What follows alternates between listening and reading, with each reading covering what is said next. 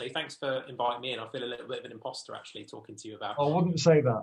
I'm very much in the throes still of building our business and improving on what we do. I mean, my AVN journey started almost a year. In fact, I arrived at the masterclass the minute they locked it down. We got the announcement about lockdown while we were there. So and it's been an interesting one. And as a result, you've heard from these people that have been absolutely smashing it and done all of this. As I'm sure Emma would attest to, I've got to be one of the naughty kids of the class, and I need whipping me every month to actually find what I've actually done that I'm meant to be doing.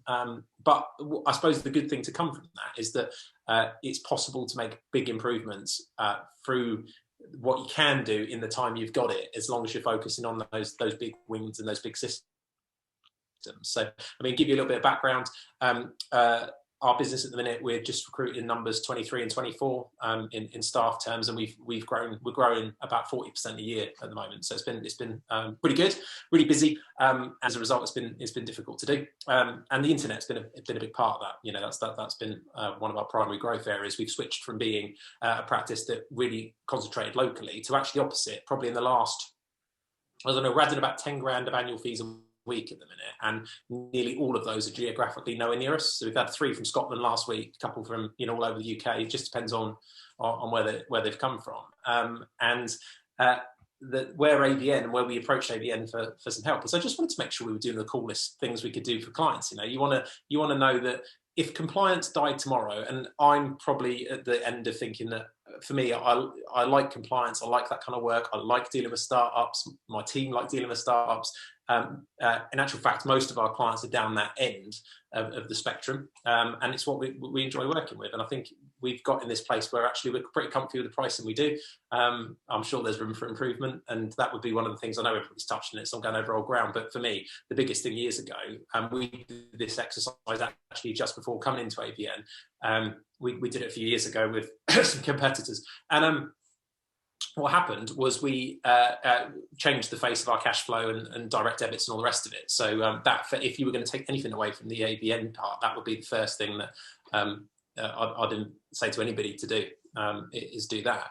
And then from then on, obviously with the AVN, what the key thing that stood out to me is that you guys had years of experience, and obviously other people in the group that you could speak to about how to do cooler stuff for clients. And I don't think on our client base, I'd say the majority of people don't necessarily need the cool stuff, but the ones that do really value it. And what it does is it gives you loads of ideas. You've got a wealth of documents inside of the system builder that you can use to pull out, just to give you ideas. I mean, we do a lot with like podcasts, YouTube, letters, blogs, all this kind of stuff. And there's a wealth of information there just to generate some inspiration sometimes, even if it's. We've been working quite a lot. One of our teams is developing and using quite a few of the resources to work with somebody while we've been trialing how we could potentially productize this a bit more, and that's been going really, really well. So yeah, it's been, I suppose at the minute I'd say we're very much on that journey. That sounds fantastic. So again, I just want to invite people to start putting questions now in the chat box, but I've certainly got a few I'd like to ask. Just give us a feel for I mean, I know that you've put a lot of focus in recently to raising your profile. How's that been for you? Yeah, well, actually, it's been the one thing we never considered was what would happen if it kicked off. What would happen if it actually was more successful? So, we went for years under the radar, and I was always worried about putting our head over the parapet, because especially on somewhere like YouTube, because you'd imagine that if you've sat there in the comments, you can see the vitriol that comes in there. And actually, all I can say is from experience, if you go out, I think, with the right mindset, trying to help people, it's nothing but love in there, and it's fantastic. I've been absolutely surprised. So it's been good. But what we didn't realise, and this goes back to systems being everything, is what happened then if it worked? What happened if you had a load of leads come through the door every day? And the answer was we had to go and hire a sales team and train those sales team and teach them to understand accountancy and dissect what people needed. And again, I went to people that have been far more successful than I have and asked them the questions, and they were like, you need to find salespeople, because you can otherwise end up like I ended up just on sales calls all day long, every day. And it comes back to that ego thing. Yes, I'm sure I could convert more because I've got experience and that you get the passion. But our people are fantastic, and if they're 80% of what you would do in that. It's the only way you can scale. So it's been good, but it's been really, really challenging. And obviously with that comes cash flow. You know, if you've got high growth, you need normally people in place before you know, so you can take that kind of capacity really. So that's been the biggest challenge. So yeah, it's been great, and it's been kind of fun, but it brings with it its own operational challenges, I think. Excellent. Just before I go on to the question that Libby's just put in there, just tell us about how all of this has affected your own personal lifestyle. I'm probably going to be the opposite. I'm going to be the opposite. Like I say, I'm the bad boy of the group, and definitely not a poster child for this. I work a lot. I work a lot, and I'm absolutely envious of what the other guys have achieved. They're far further down the journey, and I suspect, hopefully, if you talk to me in a few years' time, I'll be telling you the story of how I only work 4 days a week right now. It's 6 or 7. However, it's 6 or 7 when I choose because I love it, and I'm not doing accounts in those 6 or 7. I mean, in fact, I've only got 6 clients, so it's not. I'm not sitting there doing VAT returns on a Sunday. I'm sitting there working on the AVN before my call with Emma. You know, it's that kind of that kind of feeling. Or it's working like people say. Like we've been putting out, I worked out in the last 2 years, I've written over 100 blogs, 3,600 social media posts, 70 odd videos, 20 odd podcasts. That's what I do in my spare time. You know, so for me, it's a hobby, right? It's not. I'm not really. I don't really judge on the balance. As long as you're not doing it because you have to, then I'm cool with it. From that point of view. So yeah, from a work balance point, yeah, I don't know if that's a great story or not. No, well, to be honest with you, I think you hit the nail on the head there, because it's about choice and doing the stuff you love. You know, many of us will attest to being workaholics, but there's a massive difference between having to work and wanting to do the work that you really enjoy doing, isn't there? And it sounds like that's where you're at. So, and it's about driving the business forward, not actually just trying to run on that same treadmill. And that's obviously also a massive difference. Right, I'm just going to start reading out some of the questions that are coming in. So one from Libby. Do you offer 3 package approach for startups, and how do you deal with the I'm just starting so don't have the funds for an accountant?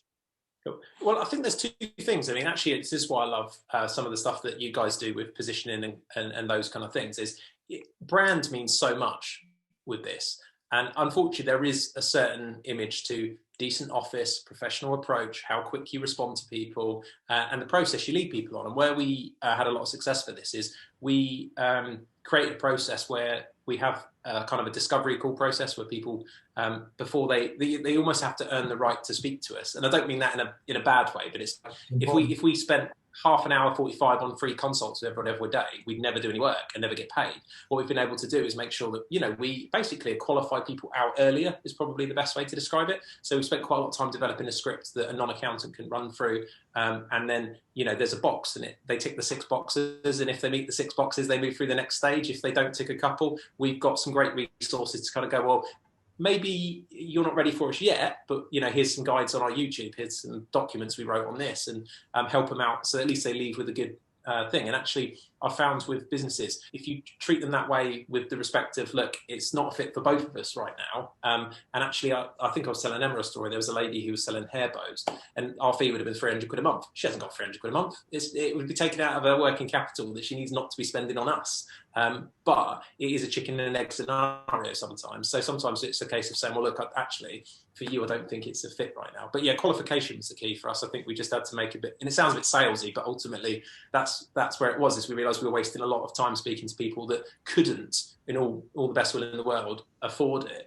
But what I have found is when they do get through that, kind of that branding of being professional, and especially with something like YouTube or podcasts where people have listened or watched you for a long time, they feel they know you and they can trust you, and you do end up getting a slightly higher price point than you would without that. The same with some of the stuff you guys teach, you know, about books and you know, seminars and speakers. That all adds a level of authority that works quite well, I think. Yeah, brilliantly put as well. Thank you. One from Michael. What are your favourite AVN advisory tools, stroke resources that you have learned to use over the last year with your clients? That's great. Well, what I would say is, firstly, we probably haven't even delved or scratched the surface of that mountain of knowledge that's sitting in the System Builder. But the ones that we've used quite well is we have, and it touches on the other question actually, all our services are, there's like multiple levels of them. A lot of people tend to change the same level, so we're constantly tweaking. Like, it's never done. It's a constant. My graphic designer gets frustrated when I'm like, you changed this one thing this week. I want to try it for a few months. But so we have these bits, and what we were able to do was bundle things like benchmark in it. So what we found was we had a good success with the benchmarking. Gives you a big report, but ultimately a lot of clients just go, yeah, whatever.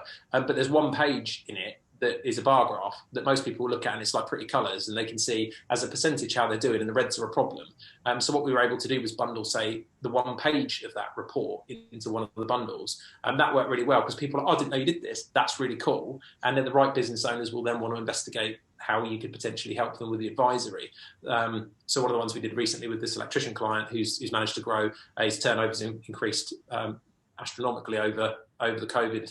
Okay, he's done a great job of doing it, but one of the teams helped him through that process. He's earning more money, he's got more turnover, and he's taken on 6 staff. So that was all done through using simple stuff that works, and basically like the crib sheets. I think if you can just get the team involved with learning the kind of things they should be saying, and it's not rocket science, but it does take a lot of effort, I think, and time, and kind of like Michael said, that commitment to go, yeah, this is a thing we are going to do, we are going to try it, and yes, it's going to be a hassle for now. So from a resources point, I like that. But I just find you find little quirky documents in there as you go. You think, I wonder if there's one of these, and you just stick it in the search bar. It's like system builder Google, and something will pop up, and you just start poking around and go down a rabbit hole, and then you print some stuff off, and you might use some of it, you might use all of it. So yeah, I don't know, just have a poke around as things pop into your head, I think. Brilliant. Okay, spot on. Just thinking back to Libby's question, forgive me, Libby, for not asking everybody this, but do you have a specific niche? I mean, you've talked about criteria and qualifying people, but is there a specific type of niche? Our niche is really wide in that we want small business owners. I think we've had a niche because of the type of video that's been successful on YouTube of having a lot of startups, but we always did quite well with the local banks on that years ago when they actually had bank managers you could walk into, where if somebody was starting a new business and needed that bit of hand holding, I mean, internally, we don't outsource anything. It's a core belief of mine that that's not the best for the client. So we have a bookkeeping team we've developed, a payroll team that we've developed, and unless it's a specialist, those kind of like nuts and bolts services are all in-house. So as a result, we do quite well when someone needs hand-holding, and we figured out how to kind of, and still working on that journey, of course, and keep tweaking it for that journey of helping people. So yeah, small businesses, which sounds really wide niche, doesn't it? But I don't necessarily, it makes life vastly easier when you're trying to communicate. So we have like a local, we've done some local collaborations with, say, like a business coach, and he comes and does a free session for our clients. It's kind of a lead gen for him, really, on different subjects. And it's easy to market that if all of your clients are businesses. Obviously, if you've got half of them are charities and half of them are this and that, I found that process much harder. And as a result now, just by changing the wording, changing the content we put out, we very rarely get approached by private individuals looking for private tax planning, or charities. We just don't get approached because if you look at any of our stuff, it doesn't talk about it really. Yeah, perfect. And I mean, I think niche has kind of got a bit of a bad reputation in that it has to mean an industry, but actually a niche just means you've got an idea of what your perfect client looks like. Industry, independent really. It's just about being focused, isn't it? Wonderful stuff. Well, look, no more questions come in. Just one final piece of advice. What would you say to the other AVM members listening in? What do you think that the best starting point is for them right now? What was the best thing for you? I think everyone said it: pricing, and productizing, and then carry on tweaking it. It's never done. Like mine isn't. I'm a nightmare. I test stuff all the time. If people aren't buying a particular thing, I'll try it. And I did one in the week where I didn't want to do a particular piece of work, so we said $3,500 for something we would normally charge maybe 600 quid for, and the guy come back and said, yeah, sure, where do I sign? Like, you just don't, price doesn't mean anything, so keep trying, basically. Spot on. All right, well, that's absolutely fantastic. Again, another incredibly inspiring story. Thank you very much, Dan. Again, please join us in the chat box with that. It looks like, oh no, I thought that was another question, but Libby's just giving you a congrats as well on that one.